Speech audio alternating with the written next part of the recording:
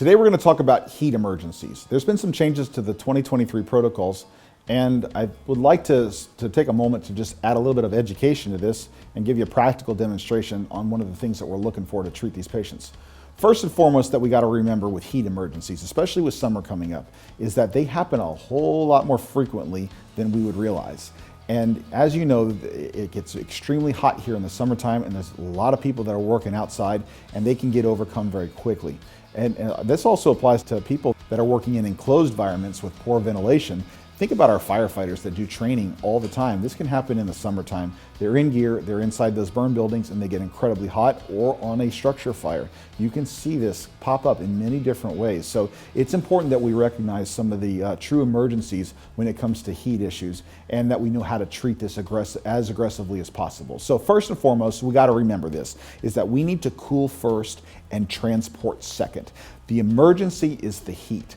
The emergency is not going to be fixed at the hospital. The emergency has to be handled before we even start transporting. This is a big key to saving patients that are truly in heat stroke, that are experiencing all sorts of organ damage secondary to that elevated body temperature. So no matter what, cool first, transport second.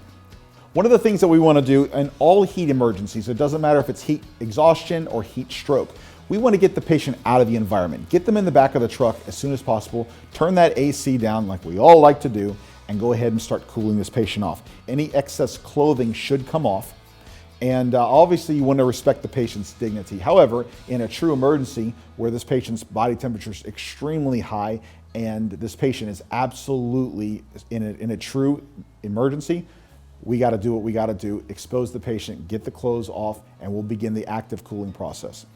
Obtaining a temperature is key. This is a big deal. Now remember, a lot of these people have been hydrating already, so an oral temperature might not be the best route. You can get an axillary temperature, and you can also obtain a rectal temperature in the event that that oral temperature is not accurate. If this patient is able to actually drink, if they're mentally aware enough, they're able to control their own airway reflexes, oral hydration is key. Get that in them as soon as possible. Obviously, starting an IV and then giving them fluids as well is always going to be helpful for these types of patients, but oral hydration cannot be overlooked. It's important that we remember this function as well in this process. So let's talk about heat cramps and heat exhaustion. Now, heat exhaustion is probably something we're all very familiar with after coming out of a structure fire. You're incredibly hot, your body temperature is elevated. However, you're still fully alert, you're very much awake, you've got some cramping, you're feeling fatigued, but your AAO times 4 and your body temperature is below 103. These patients will benefit from IV fluids. These patients will benefit from ice packs. And if you go ahead and look in the protocol, it'll tell you the forehead, neck, axilla, forearms, hands, and groin area. Put ice packs everywhere. See, we don't want to wait until their body temperature's so high that they now become altered. Let's start cooling them down early. Normal saline. This patient will benefit from a liter of saline if it's an adult, and you can repeat that dose once. For pediatrics, we can give 20 mLs per kilogram, and you can repeat that twice to a total of 60 mLs per kilogram. But as always, reference your hand-Tevi app for the exact amount of mLs based on that patient's age. Let's talk about heat stroke now. So heat stroke is when heat exhaustion progresses to the point that now it's affecting our organs. Now it's affecting our cognitive abilities, and we're no longer just cramping, but you may have seizures, you may have a low blood pressure, and your temperature is typically going to be over 103 degrees. For these types of patients, it is absolutely imperative that we get aggressive on treating this. We have got to bring that temperature down below 103 as soon as possible. We can't wait till we get to the hospital. We got to get this done immediately. So active cooling is going to be performed to achieve that temperature of less than 103 degrees. That's our goal. So when we talk about initiating rapid cooling, this is the change. This is something that really we got to pay attention to.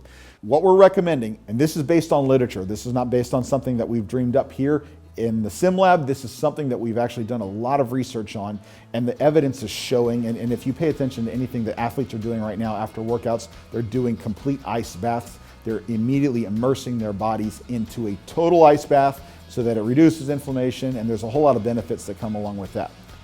It's impractical for us to carry around ice baths, but what we can do, we have the Mega Mover. we have the ability to put that waterproof sheet out. And we carry coolers on our rescues full of ice. We carry coolers on our engines full of ice.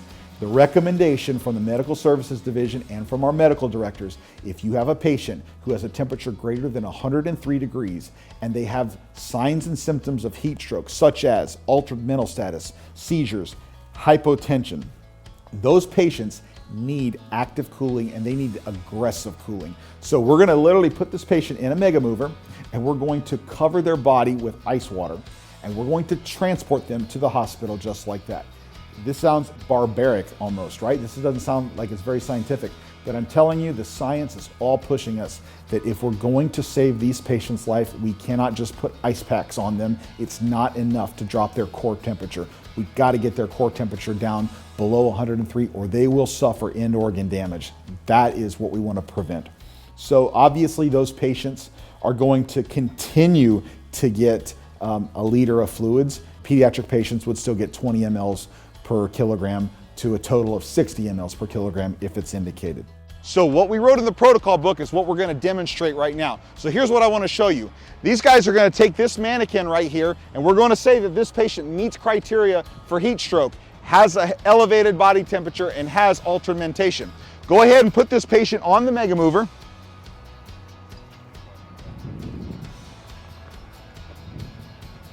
Now I want you to take that cooler and dump it all over the patient. Now if this has water in it, that's okay. I don't have water in this, it's just ice. Now I want you to keep all of that stuff on the patient.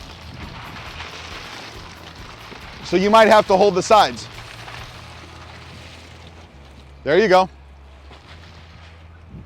Load this patient right up into the truck, just like this, transport them to the hospital. The goal is to cool them down below 103 degrees as soon as possible. We do not want to wait 15-20 minutes. By then, organ damage has already occurred. Now, if there's ever a situation where you cannot just cover them in ice and transport them to the hospital, you're going to have to do what you can with ice packs in the groin, neck, forearm area, everywhere you can put ice packs on them. But the reality is that's just really ineffective in saving these patients' life.